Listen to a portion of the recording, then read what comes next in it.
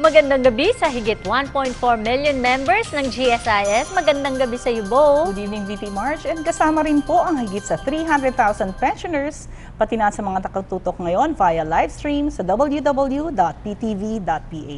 Katatapos lamang ng last September, no? Yes, Itong buong September month, lang, no? buong month ng September, yung paggunita ng 114th anniversary ng Philippine Civil Service, di ba, Bo? At syempre, ngayon naman, dahil fresh pa pag-usapan natin na yung mga hot issues hinggil sa serbisyo sibil, tulad nung Anti-Red Tape Act, Report Card Survey, ano na nga ba yung mga huling balita hinggil dyan? Syempre, yung pinakamainit na topic ngayong linggo at naririnig natin ang Civil Service Commission na nagpapaliwanag hinggil sa 4-day work week. At syempre, kumustahin natin yung naging celebration nung kanilang 114th anniversary ng Philippine Civil Service. At Bo, nagbabalik din sa GSIS Members Hour at sa unang pagkakataon ay makakapiling namin dito ni Bo at kami po ang magtatanong ng mga question before our President and General Manager Robert G. Vergara upang kumustahin ang naging performance ng GSIS sa ilalim ng ARTA RCS this 2014 sa pagbabalik ng GSIS Members Hour.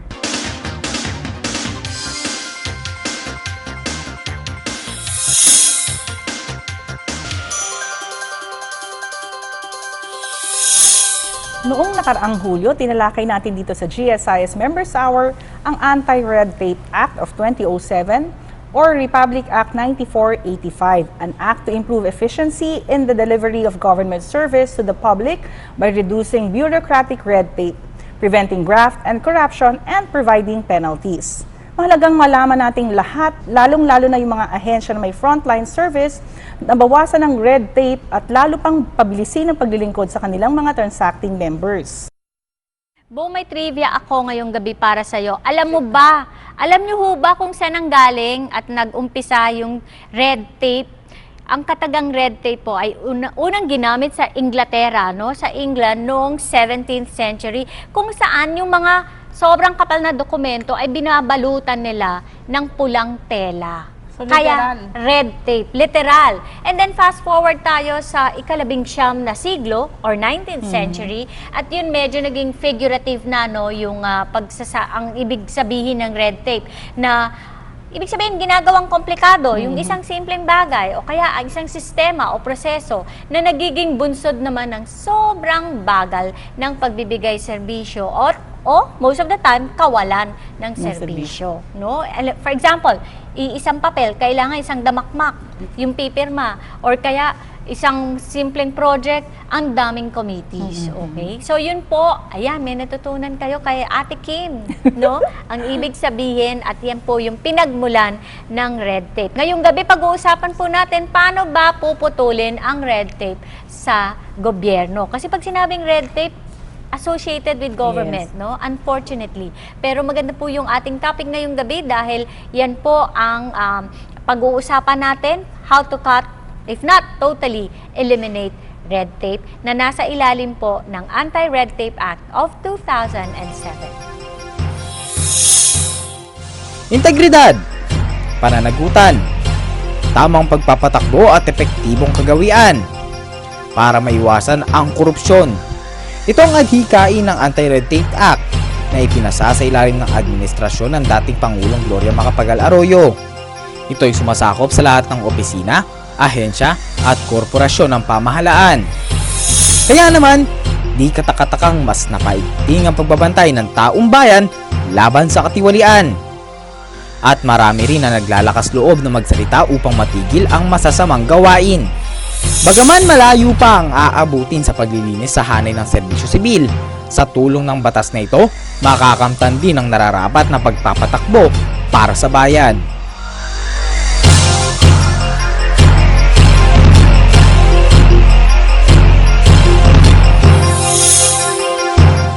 napakapalad po natin ngayong gabi dahil sa unang pagkakataon, makakapiling natin sa GSIS Members Hour, walang iba kundi ang chairman lang naman ng Civil Oo Service naman. Commission, Francisco Duque III, and of course, ang aming President and General Manager, Robert Chi Vergara. Welcome to the show and good evening, sirs. Good evening.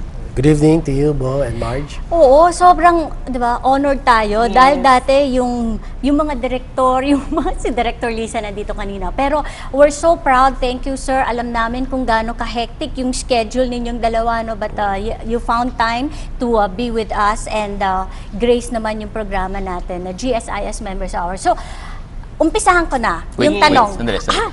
Before you start, March, I think I want to congratulate Chairman Duque for an award he won 2 weeks ago. It was the first time that it was awarded the People Manager of the Year Award for Public Service. This was from the People Management Association of the Philippines. First awardee, Chairman Duque, congratulations, sir. Thank you very much, PGM, Bernie. Maraming salamat sa ngalan ng Civil Service Commission. Ako po yung nagpapasalamat sa inyong pag-anyaya sa amin dito. At sana po kami makatulong sa pagpapaliwanag ng mga maraming programa upang mapahusay at mapaigi pa natin lalo ang serbisyong ipinamamalas ng GSIS at ng mga iba pang ahensya ng pamahalaan.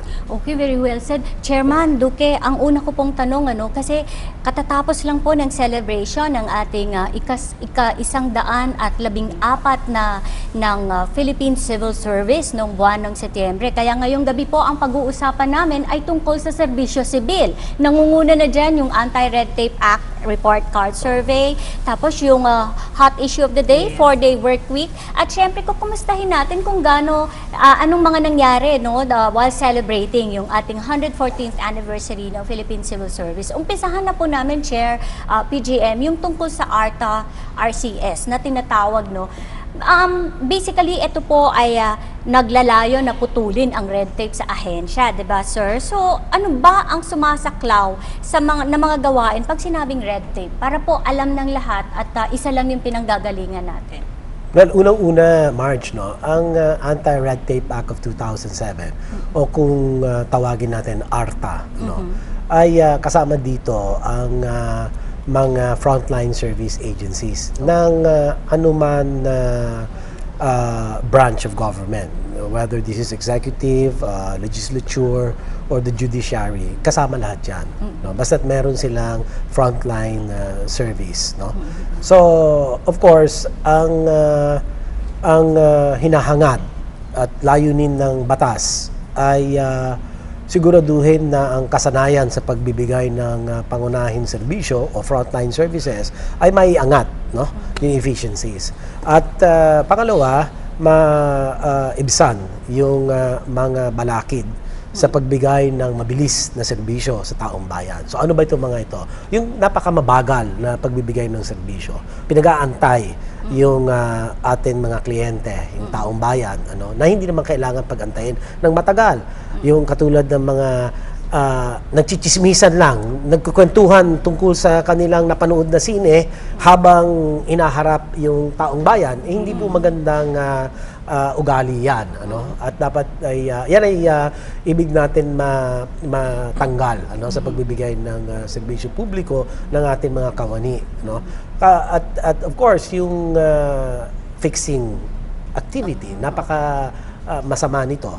Dapat isinisiwalat ito kaagad at isumbong sa pinuno ng ahensya kung meron kayong katibayan na ang isang tao kes siya'y tagalabas o kes siya'y sa loob ng ahensya, ay dapat ito ay isumbong sa lalong madaling panahon.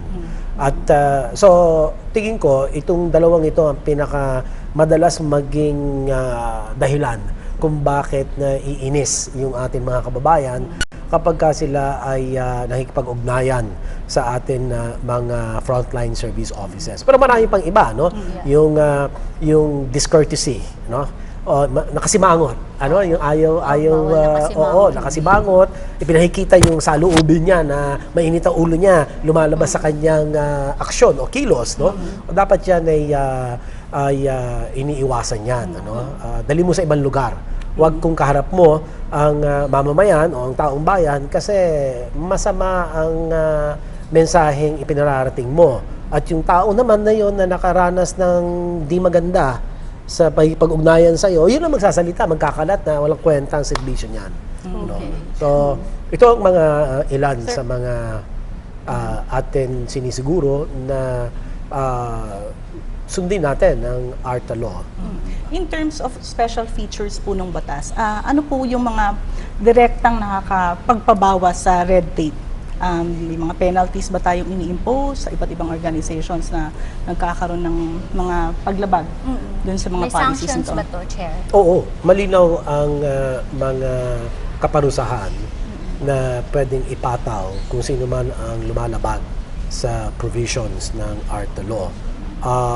Pwedeng sa fixing, for example, for the first time, criminalized na ang fixing. Pwede kang mapatawan ng fine of 20,000 pesos but no more than 200,000 pesos. At hindi lang yan, may kaakibat na suspension of liberties. In other words, malalagay ka sa piitan, sa bilangguan. Right. So, hindi ho natin pwedeng baliwalain ito. At hanggang sa maaari, dapat hindi tayo humantong sa ganitong kalagayan. Kung hindi lang kayo madidismiss, makukulong pa kayo. Kanya seryosohin po natin ito pong magpapatupad ng ARTA of 2007. And of course, on the incentive side, kasi hindi naman maganda yung panay punitive lang tayo, PGM. Kailangan din meron tayo sa incentive side. So, kung sino man ang nahusgahan ng Civil Service Commission sa pamamagitan ng kanyang Citizen Satisfaction Center Seal of Excellence, kung sino yung nakakuha ng rating 90% and above, yun ay ginagawaran natin ng CSC Seal of Excellence. Plus, may 100,000 pesos on top of a wall-mountable glass seal na nakalagay doon kung ano yung kung bakit ka nagawaran ng CSC Seal of Excellence Award. Ang ganda ng segue na ako kay PGM kasi nabanggit yung Seal of Excellence, no? Pero PGM, dito naman sa GSIS, sir, ano po yung mga what are the measures that we are undertaking para po putulin yung red tape or totally eliminate red tape sa pension fund? Well, yung una natin ginawa sa GSIS, nung pinag-aralan natin yung ating struktura, we decided na dapat ang gawin natin, mag-reorganize tayo. So, yun ang ginawa namin noong 2011, 2012. We adopted yung one-stop shop concept, so that kung kahit nasaan ka, you just go to a GSIS office and whatever you need should be handled by that office. But more importantly, we try to empower our people. So decision-making doesn't have to go all the way up to the top. We try to push decision-making to the team leaders, to the department heads, so that when an issue is brought, hindi na kailangan hintayin pa yung desisyon ng SVP na dumadaan sa department head, then dumadaan sa division head, then dumadaan sa VP bago umakyat sa SVP. Sometimes umaot pa sa Office of the President or the board, napakatagal na naghihintay ngayon yung ating member kung ganun pang prosesong dadanan bago ma-decision yung kanyang nilapit sa atin. So, that's what we did. I think yung Civil Service ARTA survey, the first time it was conducted sa GSS was the year 2012. And if I can just tell you a little Sige, sir, story go ahead. of this thing. Interesting story. It was about, I think, April 2012 when I received a call from Chairman Duque. And he called me and he said that nakarating doon sa kanya na gagawin nga itong survey of all frontline government agencies, and GSIS for the first time was identified as among those na isa-survey nila. Dumating daw sa kanila na nire-request ko na kung pwede, since nagre-reorganize pa ang GSIS, baka naman pwedeng next year na lang gawin. So I told Chairman then, I don't know where that came from because I certainly did not make that request. In fact, gusto ko nga na gawin yung survey para makita ko kung anong kailangan nating ayusin. I wasn't, and the Chairman said, good, I think that's a good idea, so let's do it. I was expecting to get not really great marks. But yung 2012 result, I was not expecting either the miserable marks that we got. Because in 2012, I think they surveyed 29, almost half our branches. And the average score was a miserable 66. No? And I think only 3 or 4 of our branches passed. I can even remember Pampanga, Tacloban, Batangas, Iloilo. Everybody else failed.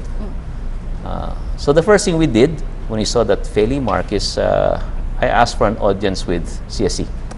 So I took my operations people, HR people to CSC, and I sat down with them and how can we improve? You know, and the civil service chairman was there, his staff was there, and they told us how we could improve our ratings. So armed with that, we prepared in 2013, a remarkable turnaround. Average rating 88. 11 actually got excellent, and Chairman, you know this because you paid me the check. 8 got the Seal of Excellence Award. 2014 is a continuation of the trend. I think they surveyed 54, all our branches now. So far, of the 39 branches where the ratings have been finalized, our average rating is 92.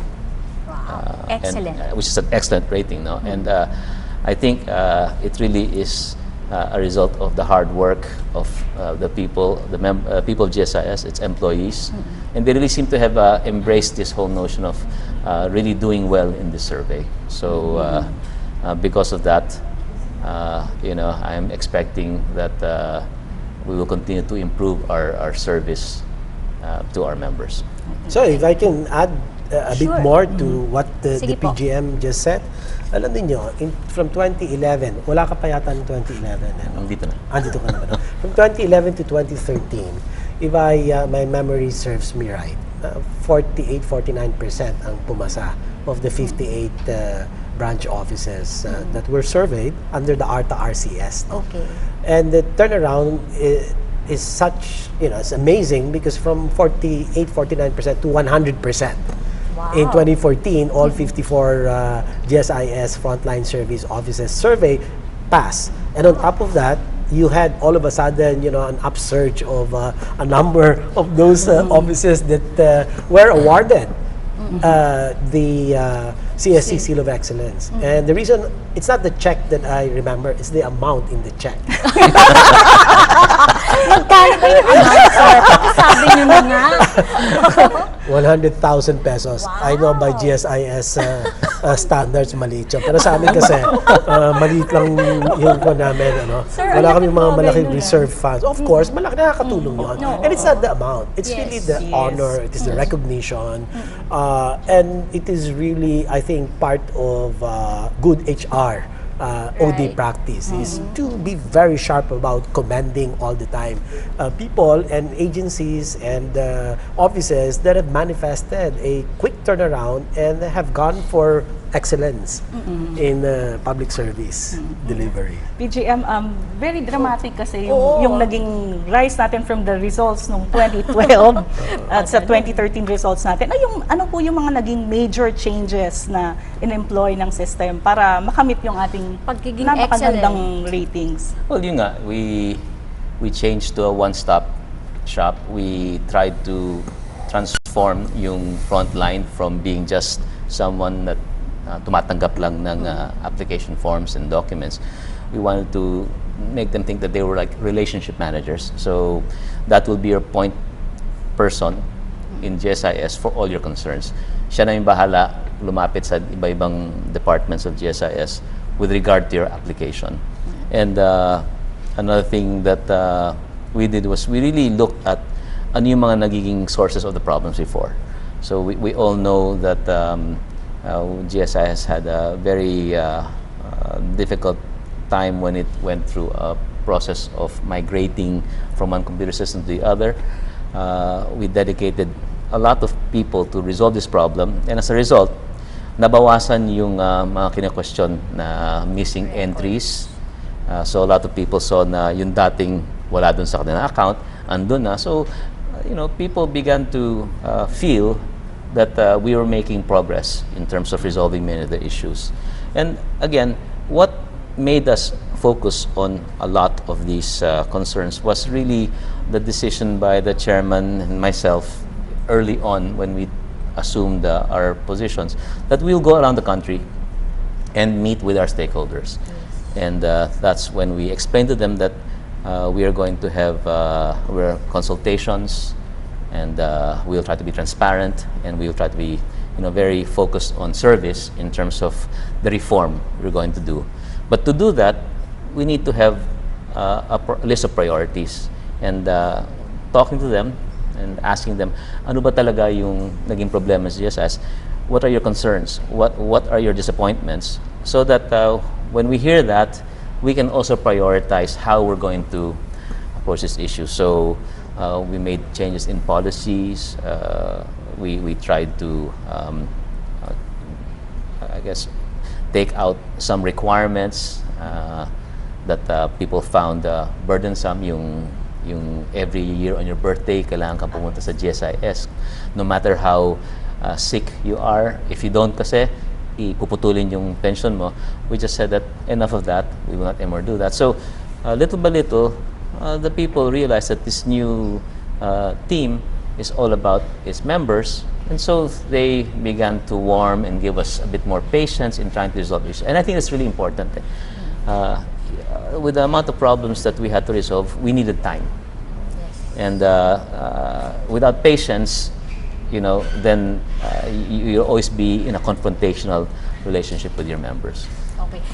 If I may add yes, to that, I think what GSIS did that differentiates it from the past administration is the way it has really engaged its stakeholders. And I think that approach, to me, I would consider, if you were to ask me, it's a best practice. Yes. That you've made it, practice to engage. And I was witness to that. I saw your PGM engage retirees in Region 1 when part of the program, at the latter part of the program, after we awarded the Seal of Excellence to GSIS, Land Bank, PhilHealth, and one or two other frontline service officers. And I was a witness, and I saw and I appreciated the approach. And I said, I told myself, this is a good practice. I don't think GSIS ever did this before, in this breadth and depth of engaging citizens and engaging stakeholders, and to really make them part of the equation and make them part of the GSIS's strategy in formulating correct interventions, so that this will directly address the concerns of your stakeholders. And, that's our, in France they call it raison d'etre, our reason for being. GSIS is there precisely because of stakeholders. They can't take them for granted. I can't put them at the end of your long list of priorities. They have to be number one, all the time. So I saw that. Evidence-based. Oo, sa La Union yun. Yeah, Chair, that is in La I'm Union. surprised you stayed that long, actually. I was waiting for the lunch. GSIS serves really delectable lunch.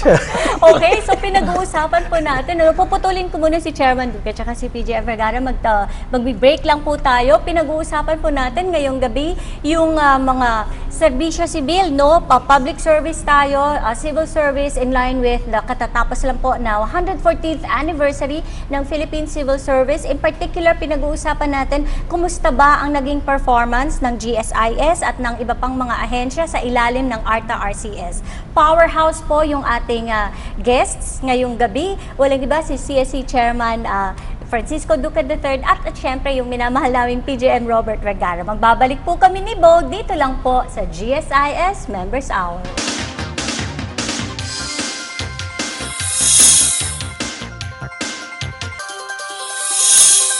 Nagbabalik po ang GSIS Members Hour at ngayong gabi pinag-uusapan po natin ang paraan upang maputol na ang red tape sa mga ahensya ng pamahalaan, lalong-lalo na yung mga may frontline service. Oo. Ayan. Di ba bago kami nag-break, Yes. nabanggit ko kasi na kay Chairman Duque, nung magkasama kami sa La Union, nag-stick sa akin yung sinabi niyang phrase na Chairman, paki-explain yung the virus going around in public service, yung DNA. Kasi po, doktor talaga si Chairman Duque.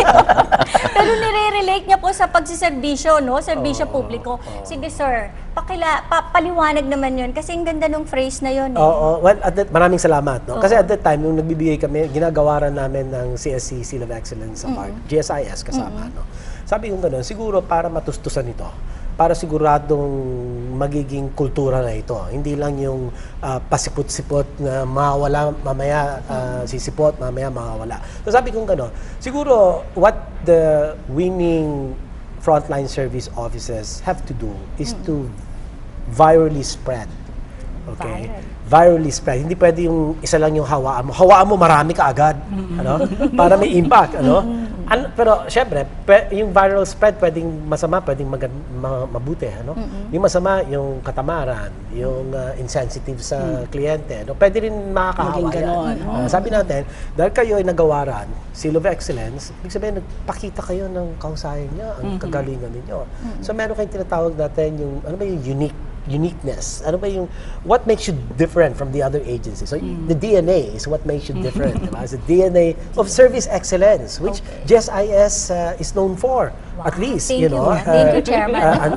Very recently, that has become a culture thing within the GSIS. No? So I strongly feel that the GSIS has so much to share in terms of your best practices. Kanina, I already pointed out what a best practice that has been adopted by the GSIS is directly engaging the stakeholders and making them part of the solution. And then number two is really because you just don't want to have a certain percentage of the total frontline service offices to be awarded excellent. You want all.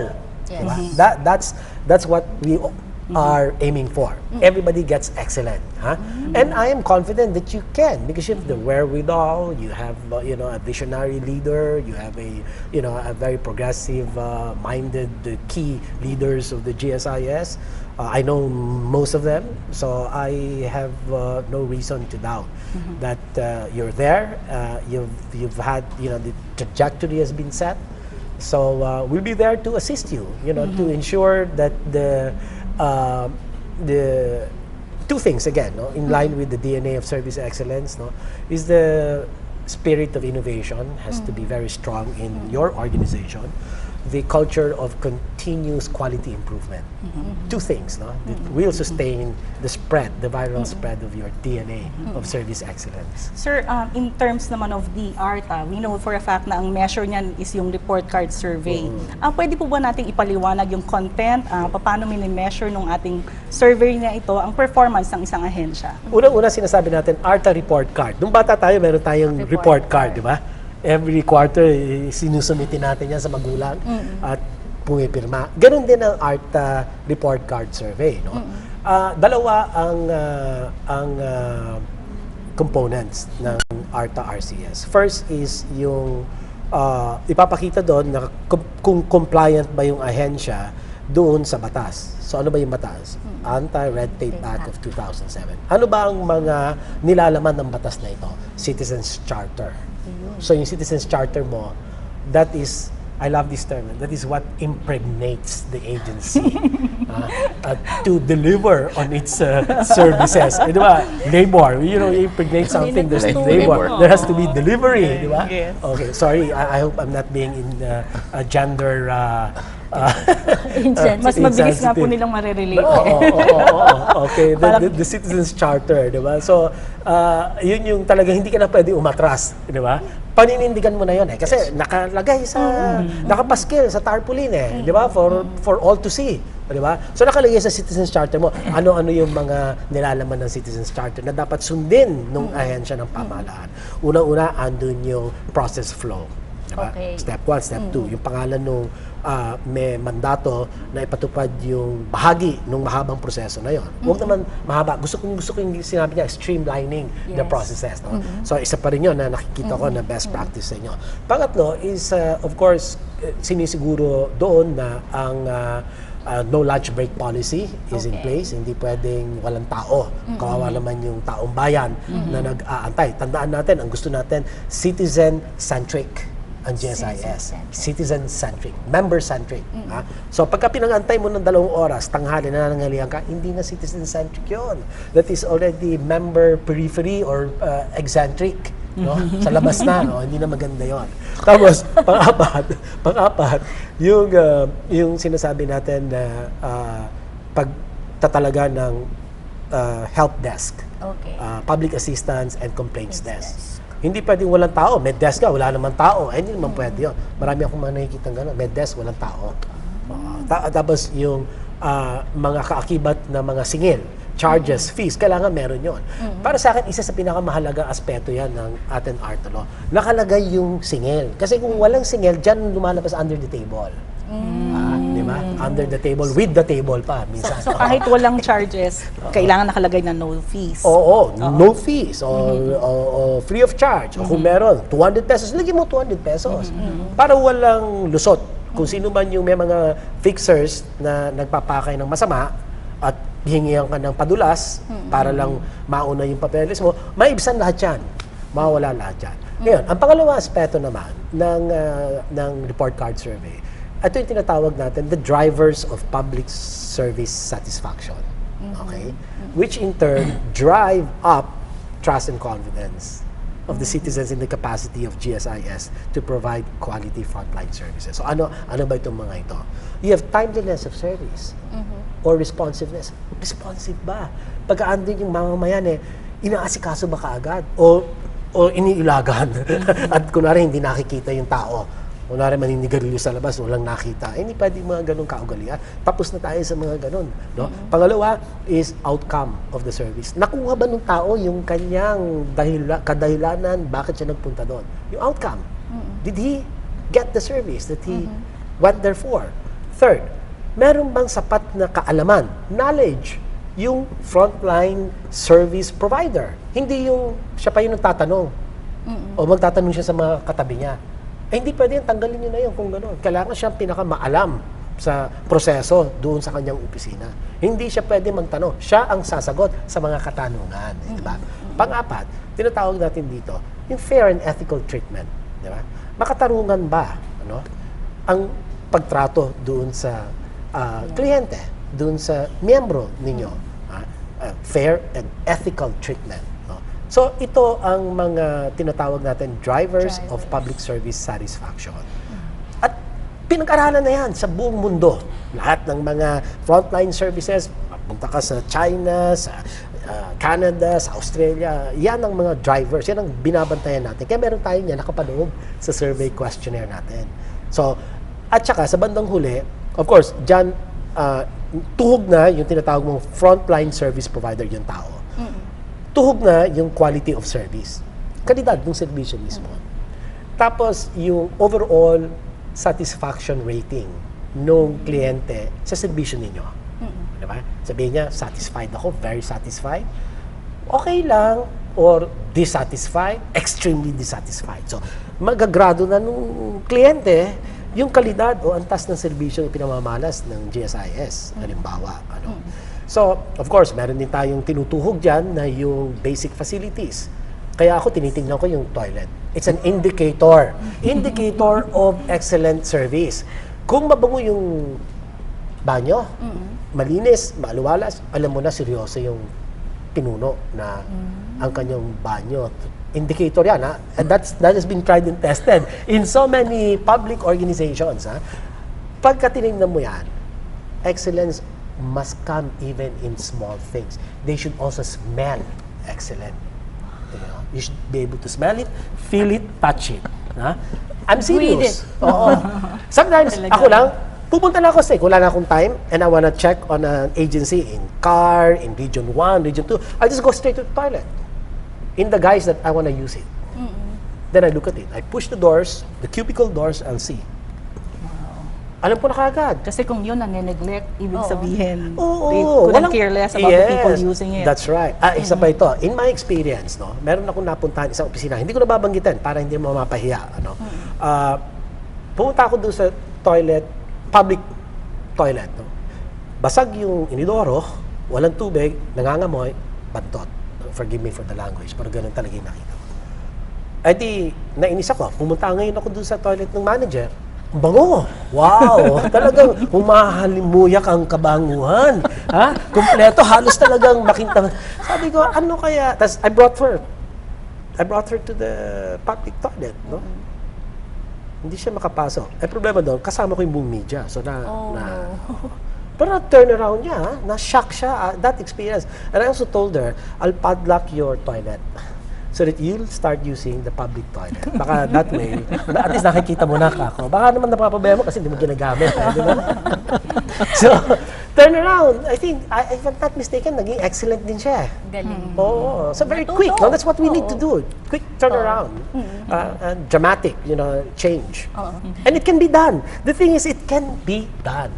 Di ba? Ang problema sa iba kasi they'll find all the excuses why it can't be done. But you've got to point it out to them. Di ba? Related, sir, yung tanong ko kay TGM yung tungkol sa turnaround. Kasi yung kanina kinikwento ni TGM na from failing grade, good, and now we're at the excellent na so far, no? Sir, paano na masusustain natin to, yung ganong performance? Well, I think the first thing we have to do, and we're already doing, is we continue to invest in our people. It's like what the chairman said. I think I actually said that. Kailangan our best people are at the front line, because the best people in the front line are the ones that will define kung anong klaseng service ang nakarating doon sa ating member. So we'll continue to invest in our people, in their knowledge, in their skills. Next is siguro we will come up with our own award for recognition. I think that's something that the board has said that we should really encourage, because if the civil service bibigay ng award, mind you, itong award na ito ay dapat gastusin for greater and deeper customer service.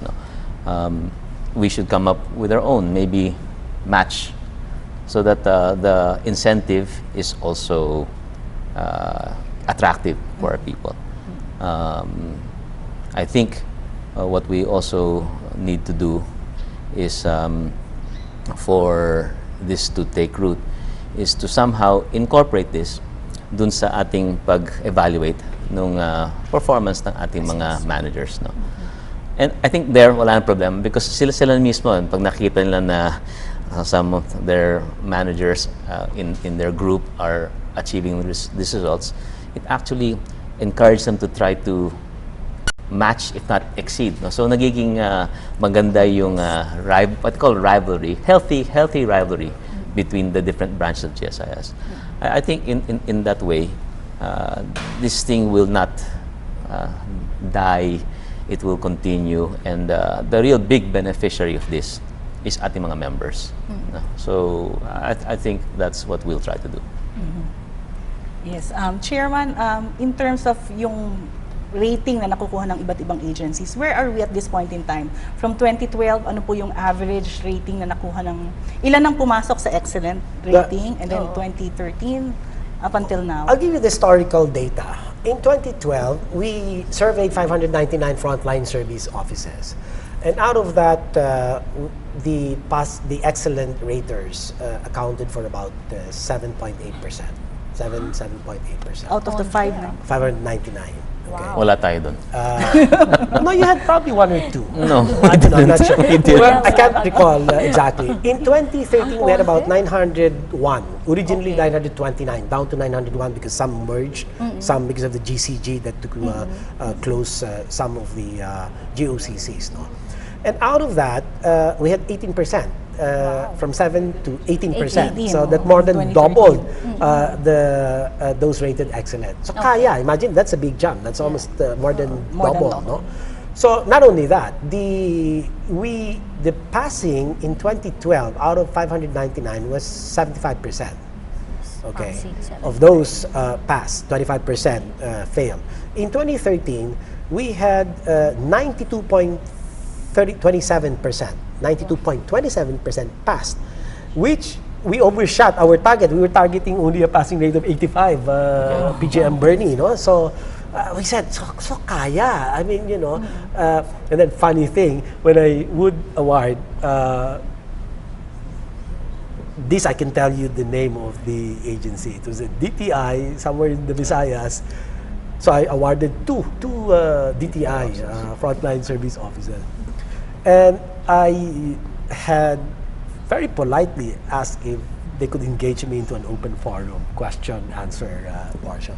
Alam mo, una, sabi ko, what is your problem in terms of frontline service delivery? You know what they told me? Sir, kulang kami sa tao. Kulang kami sa ganito. So, paano yung started complaining, kulang. But don't you know, sabi ko sa kanila, that you're the best argument, sabi ko, against kulang sa tao because you got rated excellent kahit na kulang kayo sa tao. Sabi ko, mamaya dagdagan kayo ng tao, you have more people to point fingers at to do the job and you become more inefficient. So it's not really the number. Sabi ko, it's you individually.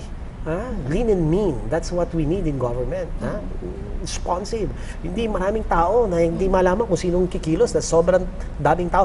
By the way, in the households, the more kasambahay you have, the less things are done. I don't know if you've noticed that because they have a point. Yung efficiency efficiency na buha. Ganun din sa atin at the macro level. No? So, yun ang ibig kong bigyan diin or emphasize. No? Na maraming dahilan kung bakit hindi natin kayang gawin ito. 1,000 isa ang dahilan.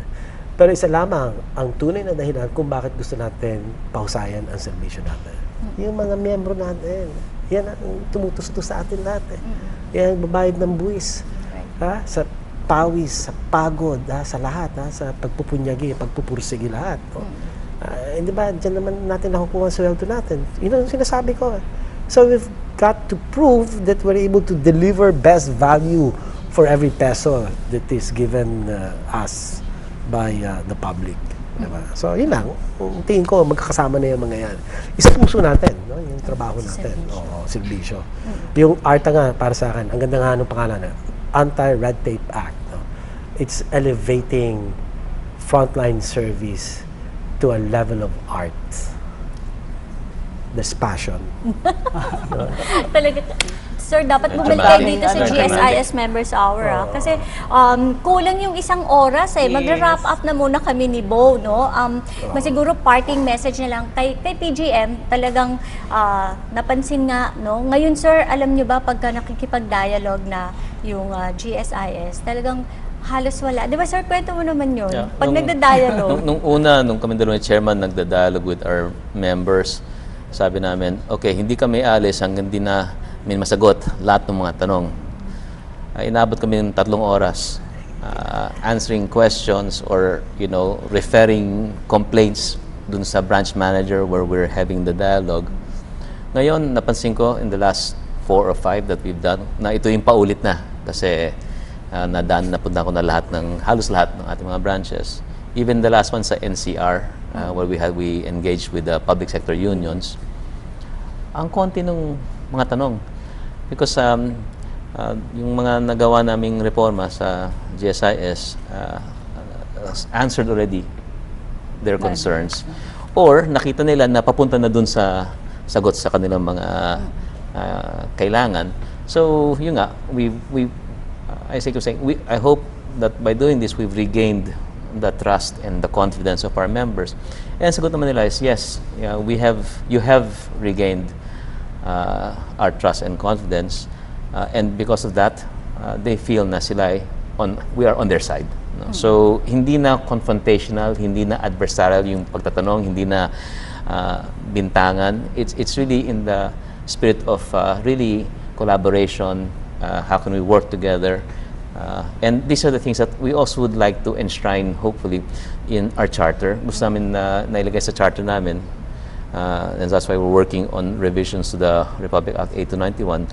Gusto namin maglagay ng Bill of Rights ng aming members so they know kung ano yung kanilang mga rights, what they can expect from the GSIS. So that's really, the turnaround that I've noticed. Hindi na kami inaabot ng 6:30.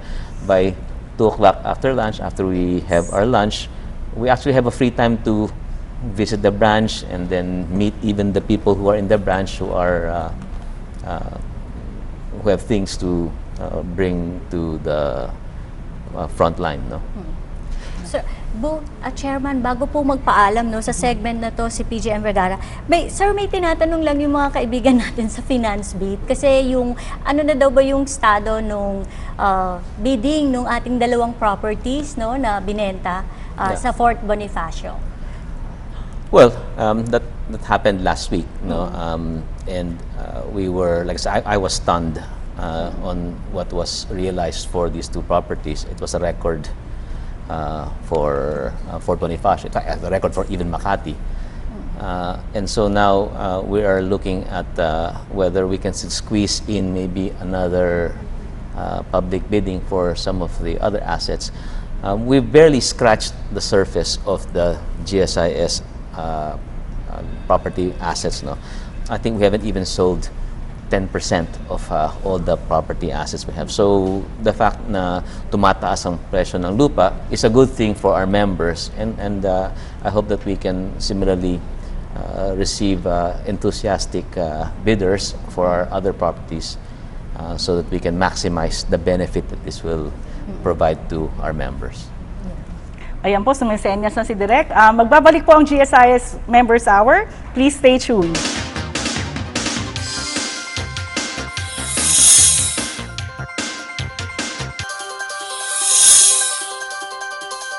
Nagbabalik ang GSIS Members Hour and kasama pa rin po natin si CSC Chairman Francisco Duque III at PGM Robert G. Vergara para sa usapin naman ng 4-day work week Hot issue of the mga week. government agencies. Yes. Oo, siguro bigay natin yung floor kay PGM. Oo. Siya yung maraming tanong. Para naman usapan natin, no?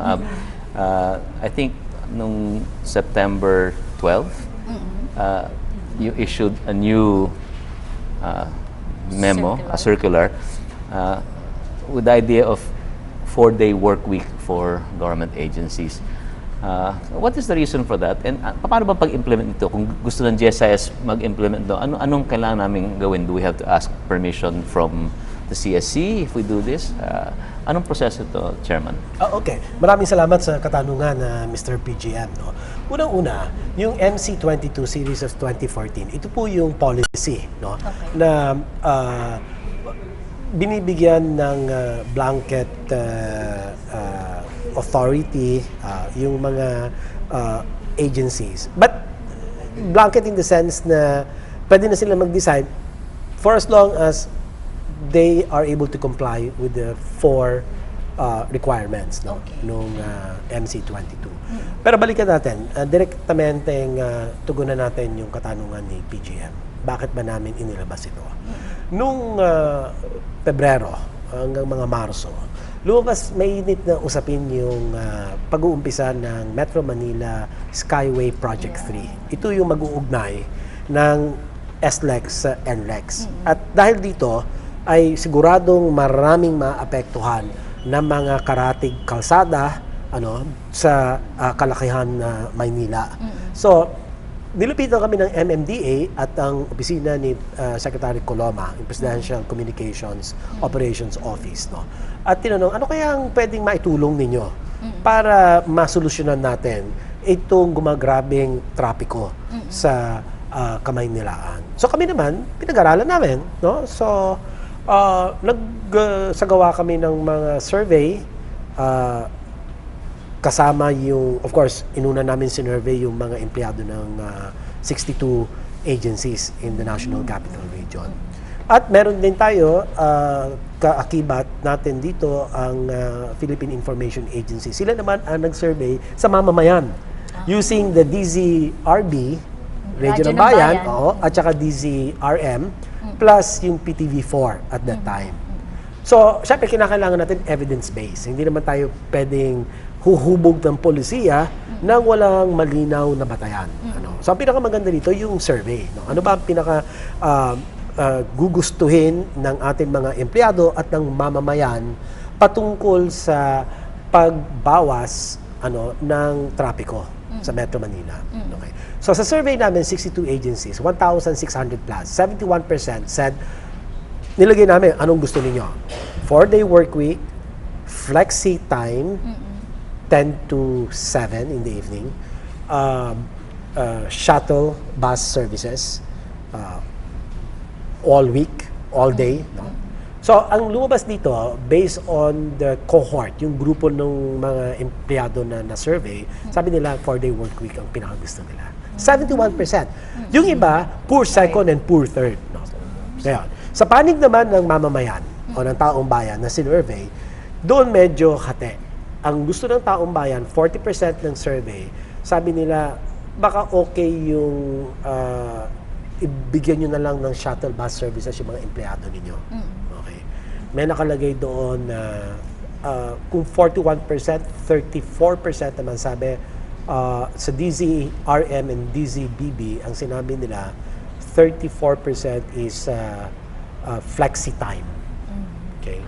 Sa PTV4 naman, ang resulta ng survey, sinabi naman nila, mga 40% din, mga ganon, flexi time ulit. Hayaan yung mga empleyado ninyo na pumasok ng ganitong oras, magtapos ng ganitong oras. Tapos, mga another 37, and I can't recall the exact figures, 38% sabi, 4-day work week. So may mga ganun tanong. Pero maliit lang yung respondent doon sa PIA. Hindi guys, sa ginawa namin survey, 1,600 plus yung respondents, which is a fairly good size, no? To get, yun na nga, sabi ko, 71%. Ito ang naging bunga nito ay yung likha ng policy on the 4-day work week. Pero let me tell you, hindi madaling sundin ito, no? Except for some agencies, perhaps like GSIS, Pag-ibig, SSS, or PhilHealth, NSO, who can actually comply with the 4 requirements. Ang tanong, ano ba yung mga 4 requirements na yun? Number 1, kinakailangan magkaroon ng online access. Okay, ang mamamayan doon sa ahensya. So you have the online services. Okay, 1. Number 2, kailangan meron kang one-stop shop. Okay, para na sa ganun, mas madali sa kliyente. Makipagtransaksyon, no, hindi na kailangan pabalik-balik, pupunta kung saan-saan, magbabayad ka dito, pupunta ka dito, magsusumiti ka ng ganitong mga dokumento. Pangatlo, kailangan meron kang call center. Okay? Yung call center ninyo, dapat, meron kayong capability to redirect the calls to the officer of the day to say, mag-umpisa na ho kami sa 4-day work week after 1-month transition period. So, pwede lang pong tandaan ninyo, ang umpisa po ng opisina namin Martes hanggang Biyernes o di kaya naman Lunes hanggang Huwebes. Okay. Diba? Yun lang naman dalawa pagpipilian mo. And of course, pang-apat, ito yung 4th condition with 8 sub-conditions. And listen to this. The number 4 condition is talking about the agency establishing baseline data on the following.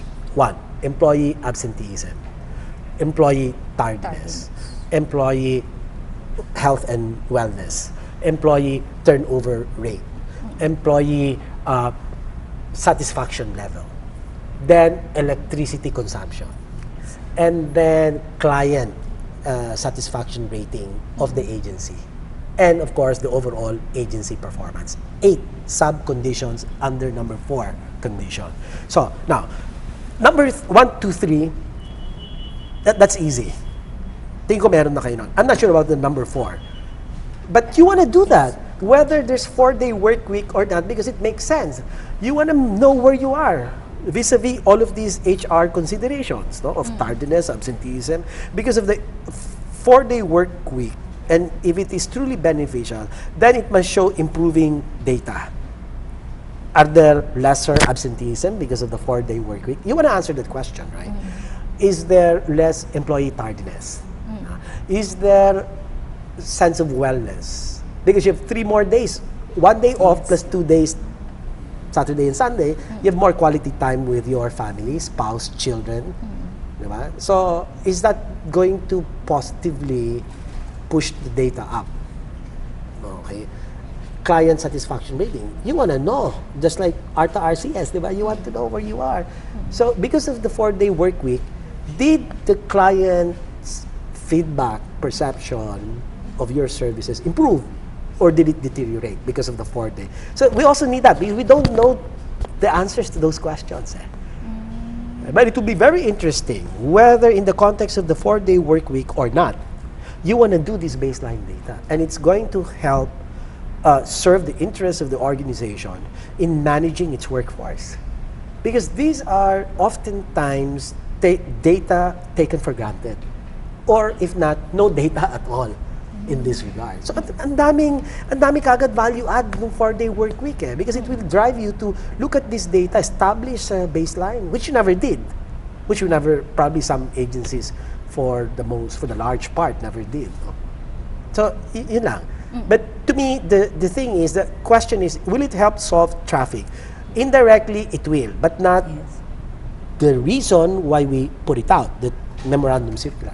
The reason we put it out is because we thought we needed to address the stressful effect of the traffic on the workforce. So we needed to address directly the stress factors that traffic brings about and affecting productivity and performance of the workforce.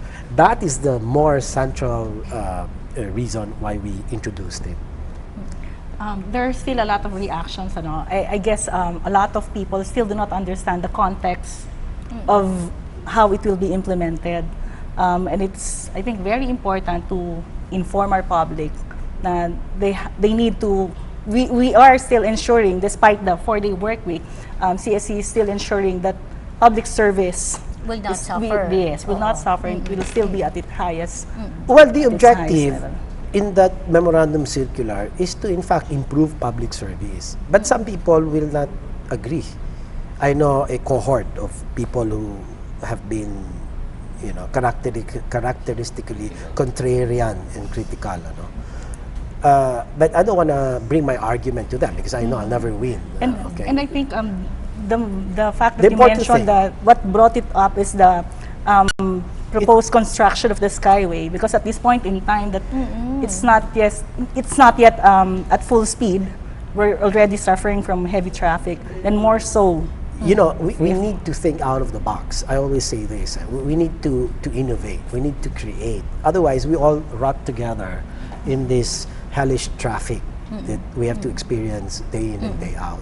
So that's what CSC is all about. It's nimble. It wants to, to offer something to the table of discussions and say, this is what we have to offer.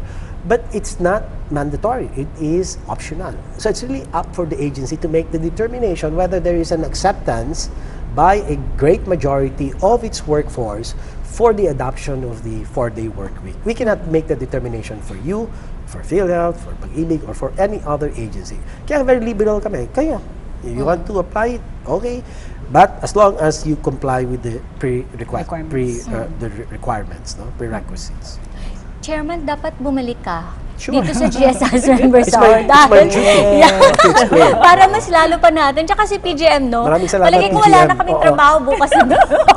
Dahil si Sir na yung magiging host ng GSIS Members Why Hour. not? Pero at this point, gusto po namin pasalamatan CSC Chairman Francisco Duque III for gracing the GSIS Members Hour. Ang dami po naming natutunan ni Bo sa mga polisiya na pinapatupad natin, ARTA, RCS, yung 4-day work week, kailangan pa talagang ipaliwanag din, katulong po ninyo yung GSIS, yung programang ito, di ba, PGM, para mas lalong mabigyan ng linaw kung ano ba talaga yung 4-day work week na programa. So anytime po, feel free to come over at kung meron po kayong mga announcement, meron ba, sir, na, congratulations dahil napaka-successful po nung ating mga project, sa bilang bahagi ng pagdiriwang ng 114th anniversary ng Philippine Civil Service, yung race Sa puntong natin. yan, I want to thank the GSIS in particular for sending hundreds of your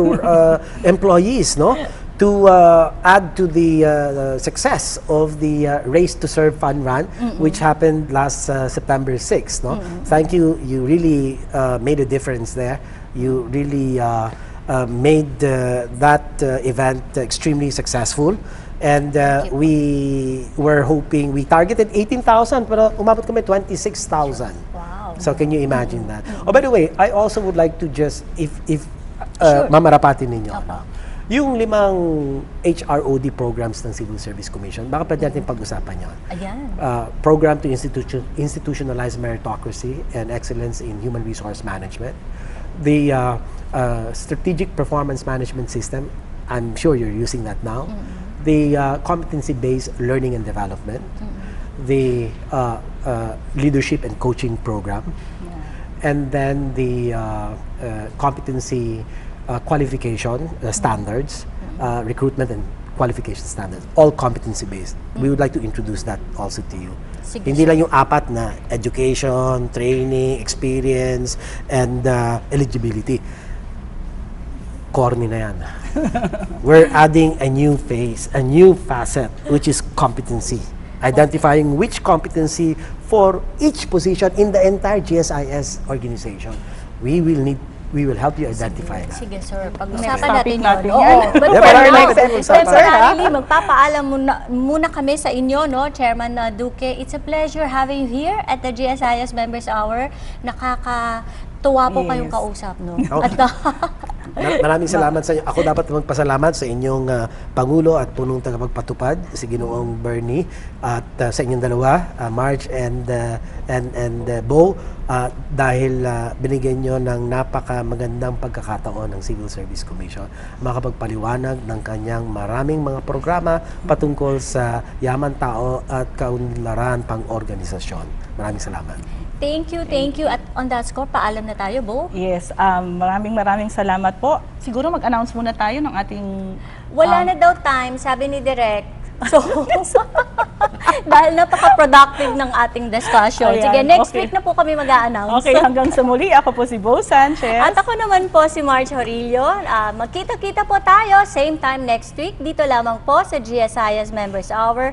Happy weekend and God bless you.